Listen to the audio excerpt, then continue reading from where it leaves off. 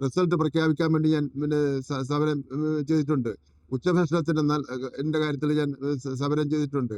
യുവജനോത്സവത്തിൽ സമയത്തിന് നടത്താത്തിന് സമരം ചെയ്തിട്ടുണ്ട്.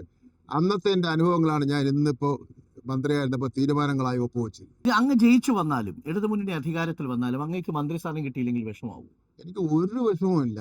കാര്യം എന്ന് വെച്ചാൽ ഞാൻ SFIയുടെ പ്രവർത്തകനായി MG കോളേജിൽ പ്രവർത്തനം ആരംഭിക്കുന്നു. ചെമ്പഴന്തി SN അടിയന്തരാവസ്ഥയിൽ പ്രവർത്തിക്കുന്നു.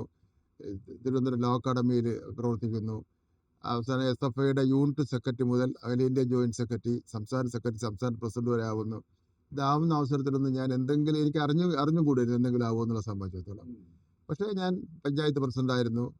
അതിനുശേഷം തിരുവനന്തപുരം കോർപ്പറേഷൻ മേയറായി, 3 പ്രാവശ്യം MLA ആയി, മന്ത്രിയായി. ഇപ്പോൾ മന്ത്രി എന്നുള്ള ഉത്തരവാദിത്വം നിർവഹിക്കാൻ കഴിഞ്ഞു എന്നുള്ളതാണ് ഞാൻ അങ്ങനെയാണ് തന്നെയാണ് ചിന്തിക്കുന്നത്. കാരണം എന്ന് വെച്ചാൽ ഗ്രൗണ്ട് റിയാലിറ്റീസ് എന്താണെന്ന് എനിക്കറിയാം. ഒരു പഞ്ചായത്ത് പ്രസിഡന്റിന് താഴെക്കടയിലുള്ള ആൾക്കാരുടെ പ്രശ്നം എന്താണ്, ഒരു മനുഷ്യന്റെ പ്രശ്നം എന്താണെന്ന് എനിക്കറിയാം. അതുപോലെ തന്നെ മേയറായിരുന്ന സമയത്ത് അതിനേക്കാൾ കൂടുതൽ പ്രശ്നങ്ങൾ എനിക്ക് മനസ്സിലാക്കാൻ വേണ്ടി കഴിയും. ഈ അനുഭവങ്ങളാണ് നമുക്ക് കാര്യങ്ങൾ നേരെ നടത്തിക്കൊണ്ടു പോകാൻ വേണ്ടിയുള്ള. സർവകലാശാലയിലെ ബിരുദം തന്നെ വേണമെന്നോ ബിരുദാനന്തര ബിരുദം വേണമെന്നില്ല. ഒരു നമ്മുടെ അനുഭവങ്ങൾ. ഇപ്പൊ ഞാൻ കുട്ടികളുടെ കാര്യം കൈകാര്യം ചെയ്യുന്നു. ഞാൻ വിദ്യാർത്ഥി നേതാവായിരുന്ന സമയത്ത് മുഴുവൻ സമരം ചെയ്തിട്ടുള്ളത് വിദ്യാർത്ഥികളുടെ പ്രശ്നങ്ങൾ വെച്ചാണ്. പാഠപുസ്തക സമയത്ത് ഇറക്കാൻ വേണ്ടി ഞാൻ സമരം ചെയ്തിട്ടുണ്ട്. റിസൾട്ട് പ്രഖ്യാപിക്കാൻ വേണ്ടി ഞാൻ സമരം ചെയ്തിട്ടുണ്ട്.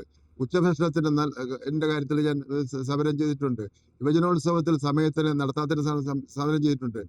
അന്നത്തെ എന്റെ അനുഭവങ്ങളാണ് ഞാൻ ഇന്നിപ്പോ മന്ത്രിയായിരുന്നപ്പോൾ തീരുമാനങ്ങളായി ഒപ്പുവെച്ചത്. മറ്റാരുണ്ട് LDF അല്ലാതെ?